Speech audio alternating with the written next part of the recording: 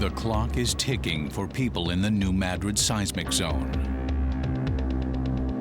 A massive earthquake affecting an 8-state region of the Midwest is on its way. Using historical data and expert predictions, you will be an eyewitness to a mega disaster that tears open the New Madrid Fault, exactly as it did in 1811.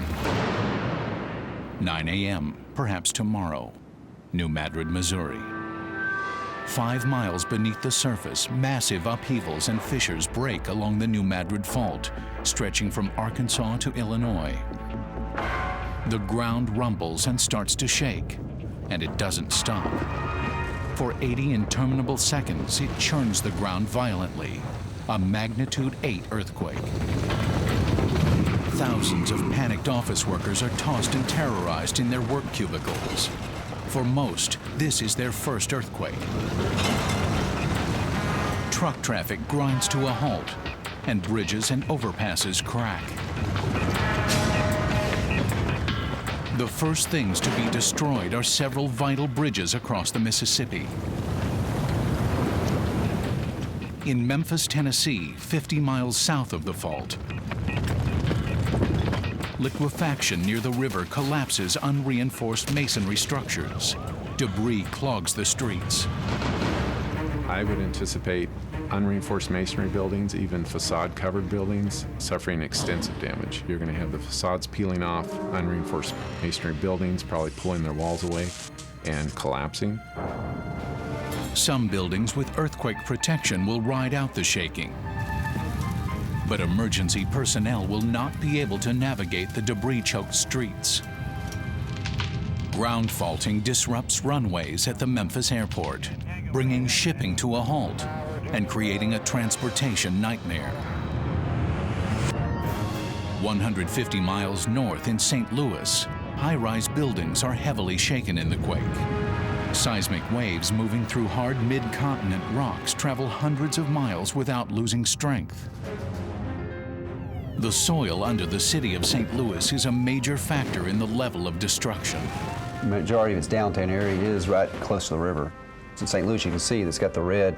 A lot of the infrastructure coming in there on the highways is also in that same area. Seismic waves traveling farther and faster, just as in 1811, damage buildings over 350 miles away. 1,000 miles east, the Atlantic seaboard gets shaken just 5 minutes after the initial shock. From St. Louis to Memphis, the Mississippi River, choked with debris, bombards levees and earthen banks. Houses are swept away and boats are thrown ashore. We have hints of the types of damage we could expect along the rivers based on the actual observations of the 1811, 1812, where we had a tremendous amount of landsliding, debris deposited into the rivers. All that's going to be coming downriver. It's going to be hitting bridges, going to be hitting supports, potentially taking the bridge out. Where the New Madrid Fault crosses under the Mississippi River, upheavals create chaos on the water. When a massive island blocks the downstream flow, the water, just as it did in 1811, charges back upstream. Mysterious fissures open up in the earth, and geysers of water and sand shoot into the sky as they did in 1811. Like the pioneers, people are terrified by this otherworldly phenomenon. It seems the world is coming apart. In an eerie replay of 1811, gaping holes open in the ground, swallowing everything, from people to parked cars. We have major levees along the rivers which would be broken, breached. We have railroads and highways and so forth. So when you have permanent ground deformation, you are deforming those man-made objects and tearing them up in the process. Natural gas pipelines break and spread the disaster across 5 states. We have a number of major gas line facilities, pumping stations, lines that come through the central U.S. We're talking 30, 40-inch lines that are running through these areas that are vulnerable. The disruption in supply will affect Chicago and the entire Northeast. Those who survived the intense ground shaking and the collapsing buildings look to the sky. Thick columns of smoke are the first warning of a new disaster. something the 1811 residents never had to deal with: firestorm.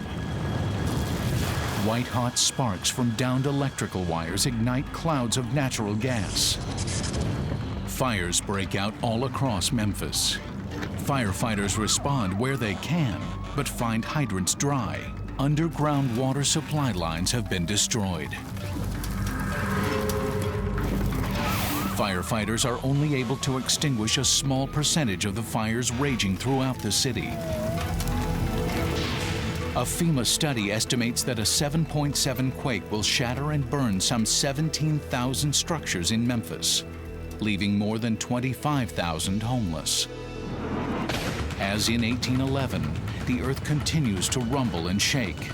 Violent aftershocks surge across the region, 3 close to magnitude 8.0 in the first 24 hours. After that, tremors constantly rattle frayed nerves. It's not just a cut and dried, here's the disaster, you deal with it and you move on. We've got the potential of repeated disasters in a short period of time. Just when people think it's safe to return to their homes, a second quake strikes, damaging the already crumbling infrastructure. How do you deal with a housing issue? How do you deal with recovery from an event when you've got the potential a week later, 2 weeks later, a couple months later being hit again? So that's the challenge we have in the central U.S. A third and final big quake, an 8.0 like February of 1812, causes major ground failure and upheaval.